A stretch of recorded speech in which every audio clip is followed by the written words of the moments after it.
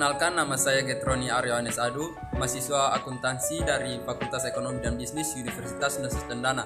Pada video kali ini, saya akan menjelaskan tentang tahapan untuk pencatatan siklus akuntansi sampai penyusunan laporan keuangan. Jadi, kita masuk pada tahapan yang pertama, yaitu pencatatan siklus akuntansi. Dalam pencatatan siklus akuntansi yang akan dibahas di sini adalah jurnal umum, kemudian ada buku besar.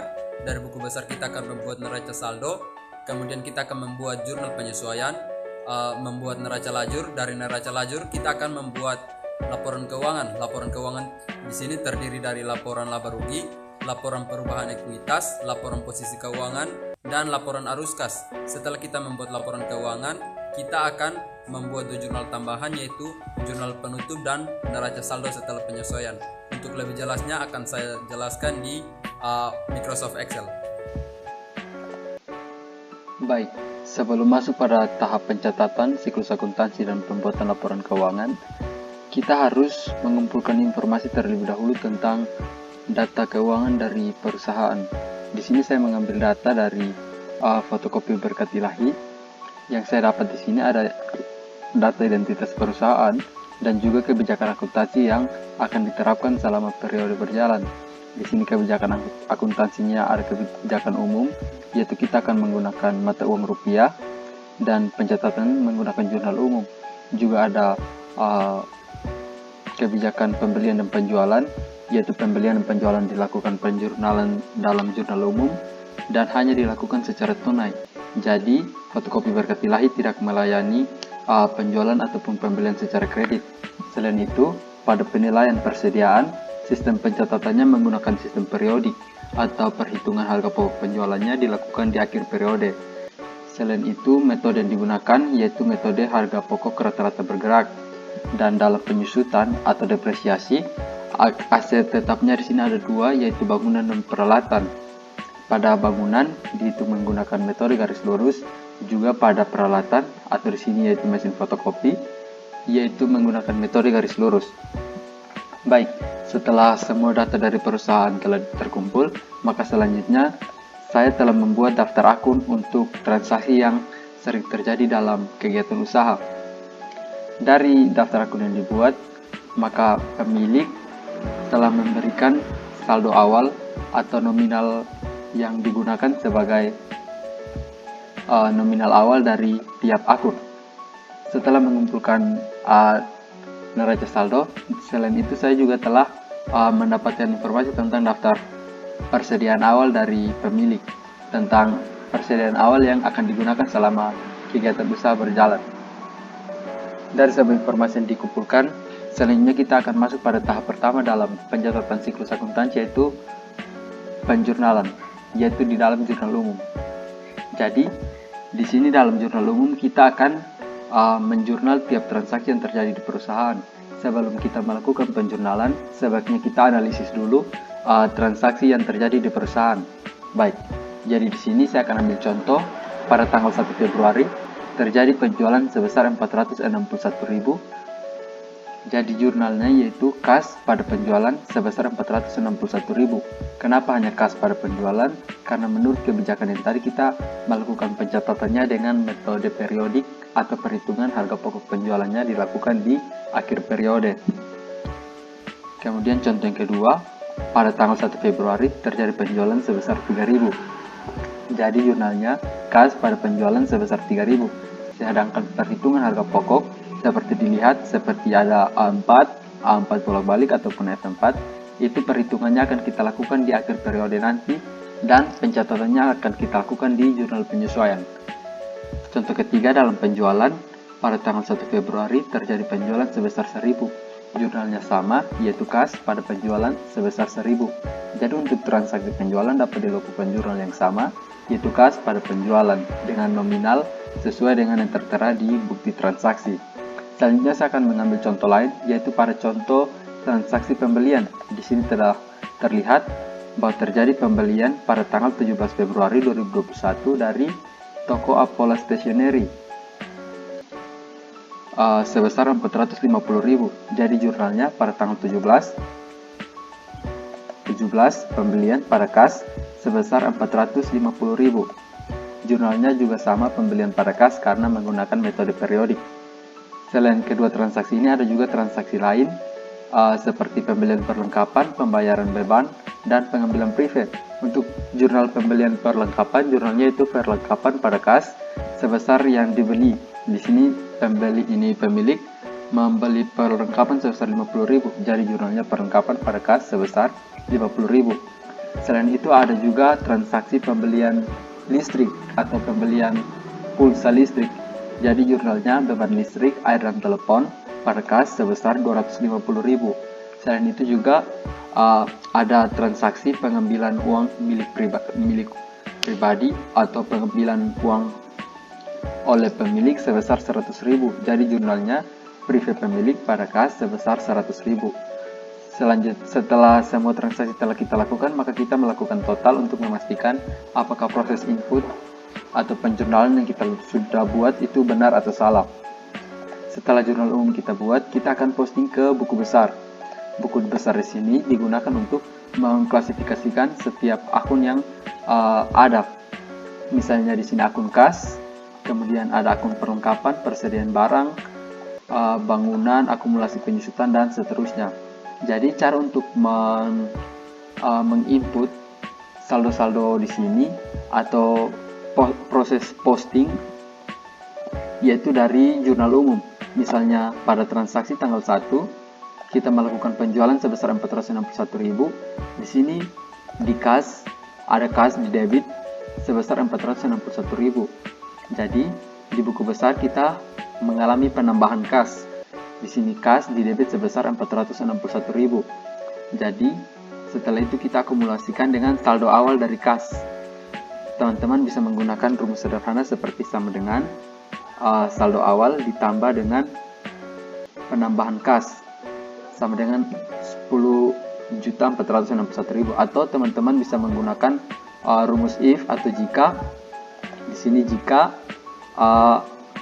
D12 atau ini mutasi penambahan sama dengan kosong dan pengurangan atau dikredit sama dengan kosong, maka hasilnya adalah kosong atau di sini yaitu tanda petik 2. Dan jika di saldo di awal memiliki nilai, maka debit atau range F11 ditambah dengan penambahan di debit dan di pengurangan di kredit.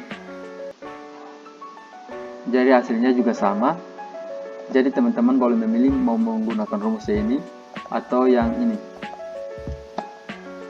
Kemudian di sini juga terjadi penambahan penjualan sebesar 461.000 di kredit.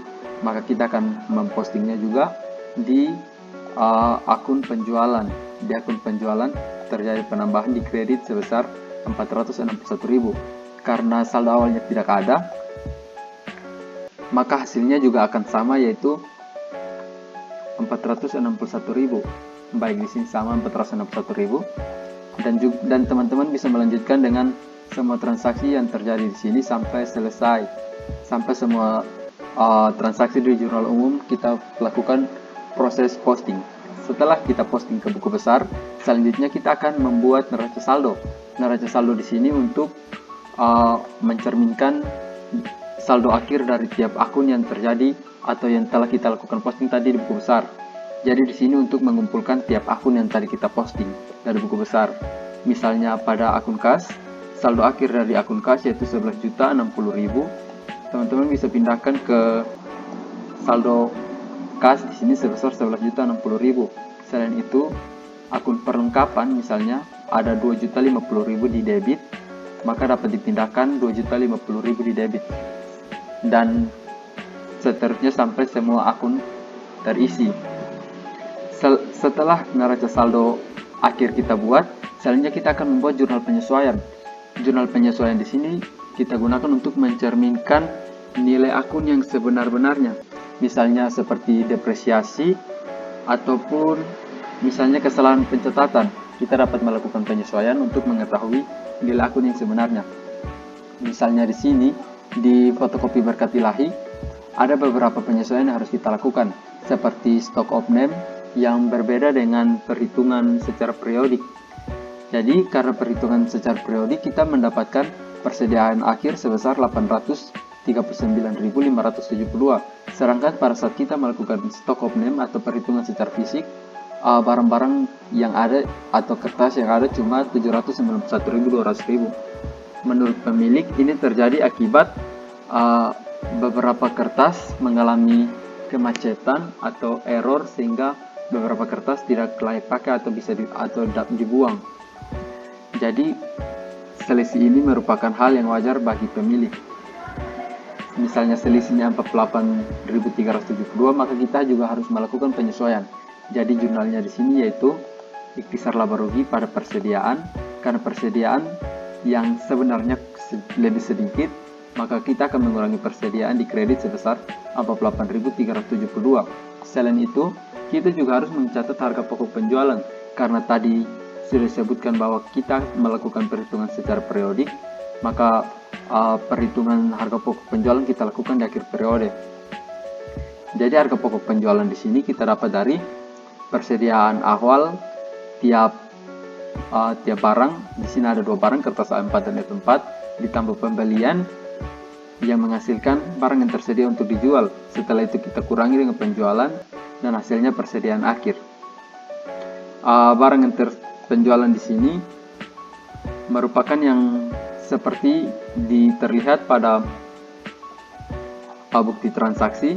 Kertas A4 itu yang merupakan penjualan, jadi kita akumulasikan dari tiap kertas A4, misalnya 1000 lembar ditambah 2 lembar ditambah 4 lembar sampai semua transaksi yang kita akumulasikan, hasilnya akan kita hitung di jurnal penyesuaian nanti, yaitu di sini. Setelah kita mendapatkan hasil dari kedua harga pokok penjualan, maka kita akan jumlahkan dan totalnya akan kita jurnal. Di sini 510.428, maka kita akan melakukan jurnal harga pokok penjualan pada persediaan sebesar 510.428. Selain itu juga pembelian yang tadi kita lakukan, kita akan pindahkan dari akun pembelian ke persediaan. Jadi pada akhir periode kita akan melakukan penyesuaian dari akun persediaan dan pembelian. Jadi persediaannya pertama 450.000, sedangkan pada pembelian berkurang sebesar 450.000. Kalau yang persediaan di sini tadi merupakan kesalahan stock of name ya. Dari penyesuaian tadi kita akan tutup akun ikhtisar laba rugi ke modal pemilik. Selain itu juga kita akan menghitung beban depresiasi. Karena pada akhir periode kita harus menghitung beban depresiasi, maka perhitungannya yaitu sesuai metode yang telah kita sepakati di awal atau akan diterapkan. Jadi di sini karena menggunakan metode garis lurus, maka rumusnya itu harga bangunan dikurangi nilai residu dibagi dengan umur ekonomis. Setelah itu kita akan mendapatkan hasil baik dari penyusutan bangunan dan penyusutan peralatan. Hasil dari ini akan kita jurnal. Jadi jurnalnya itu beban depresiasi pada akumulasi penyusutan, baik akumulasi penyusutan bangunan ataupun akumulasi penyusutan peralatan. Selain itu juga ada transaksi yang namanya penilaian pemakaian perlengkapan. Ini terjadi karena kita menggunakan perlengkapan selama satu periode akuntansi atau periode berjalan, maka kita juga harus melakukan penyesuaian. Misalnya kita telah menggunakan perlengkapan sebesar 50.000.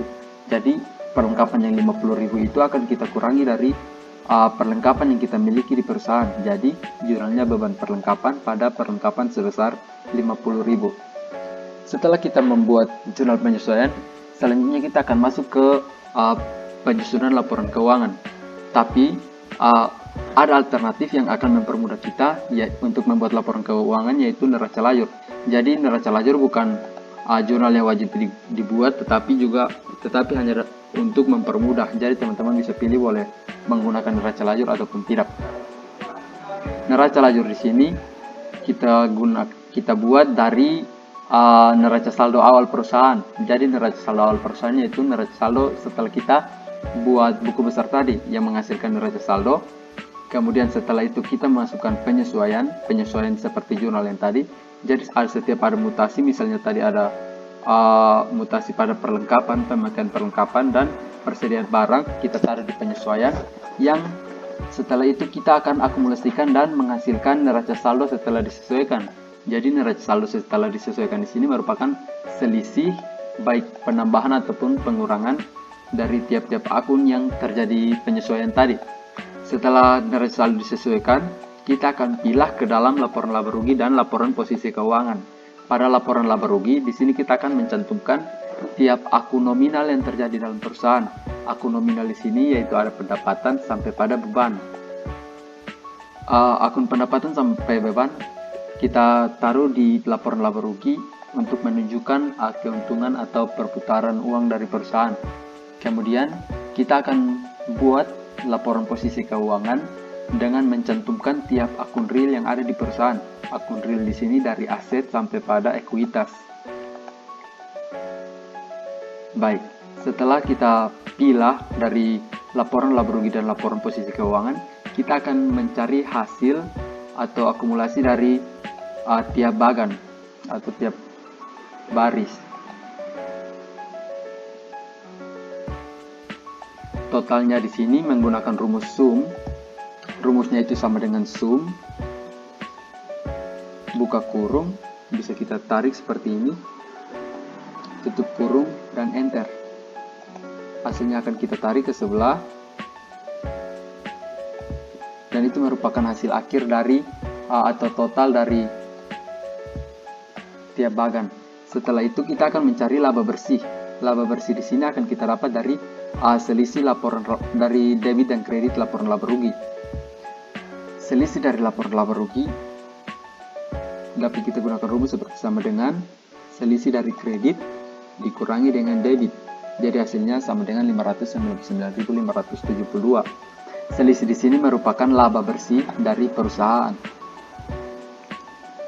Setelah itu dapat kita pindahkan ke sebelah juga untuk menemukan hasil yang balance atau sama dari laporan laba rugi dan laporan posisi keuangan. Setelah sudah balance, kita dapat langsung menginput ke laporan keuangan. Laporan keuangan yang pertama di sini akan kita buat yaitu laporan laba rugi.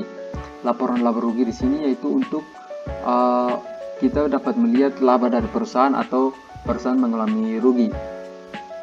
Jadi ini yang sering digunakan atau sering dijadikan acuan untuk perusahaan dalam hal pengambilan keputusan untuk periode berikutnya. Pada laporan laba rugi yang akan kita muat di sini itu ada penjualan bersih, kemudian harga pokok penjualan, beban usaha, dan laba bersih dari kegiatan usaha. Pada penjualan bersih selama periode bulan Februari ini kita telah melakukan penjualan sebesar 1.910.000. Kemudian ada beban pokok penjualan atau harga pokok penjualan sebesar 510.428. Selisih dari penjualan bersih dikurangi dengan harga pokok penjualan menghasilkan laba kotor. Laba kotor di sini yaitu 1.399.572. Ini masih merupakan laba kotor karena belum kita kurangi dengan beban usaha. Setelah mendapatkan laba kotor, akan kita kurangi dengan beban usaha yang terjadi selama satu periode akuntansi atau selama bulan Februari. Beban usaha di sini ada beban perlengkapan, beban listrik, air dan telepon, dan beban depresiasi. Totalnya itu 800.000. Jadi selisih dari laba kotor dan total beban di sini menghasilkan laba bersih. Laba bersih merupakan keuntungan yang dihasilkan perusahaan selama bulan Februari. Jadi setelah mendapatkan laba rugi, perusahaan dapat menentukan kebijakan apa atau keputusan apa yang akan diambil di periode selanjutnya. Akan mengembangkan usaha atau akan mengubah harga atau akan meminta pinjaman, mungkin itu tergantung keputusan dari pemilik.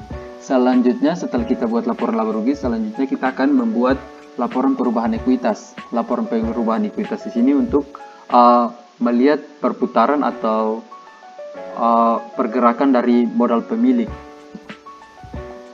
Misal dapat dilihat di sini pada modal awal per 1 Februari 2021. Pemilik memiliki modal sebesar 95.351.628. Dan yang terjadi yang berdampak pada modal perusahaan di sini ada privat pemilik, yaitu pengambilan uang pribadi milik pemilik, pengambilan uang pribadi oleh pemilik sebesar 100.000 yang menyebabkan modal berkurang. Selain itu juga ada penambahan modal berupa laba bersih sebesar 599.000. Jadi total modal akhir pada tanggal 28 Februari 2021 pada usaha fotokopi Berkat Ilahi yaitu 95.851.200. Setelah laporan perubahan modal telah kita buat, kita akan membuat juga laporan posisi keuangan. Laporan posisi keuangan atau lebih dikenal dengan neraca. Di sini untuk melihat saldo dari tiap akun real dari perusahaan. Misalnya di sini ada akun aset, kewajiban dan ekuitas. Aset yang dimiliki perusahaan di sini ada kas, perlengkapan, persediaan barang, dan aset tetap berupa bangunan dan peralatan. Akumulasi penyusutan bangunan dan peralatan merupakan akun kontra dari peralatan.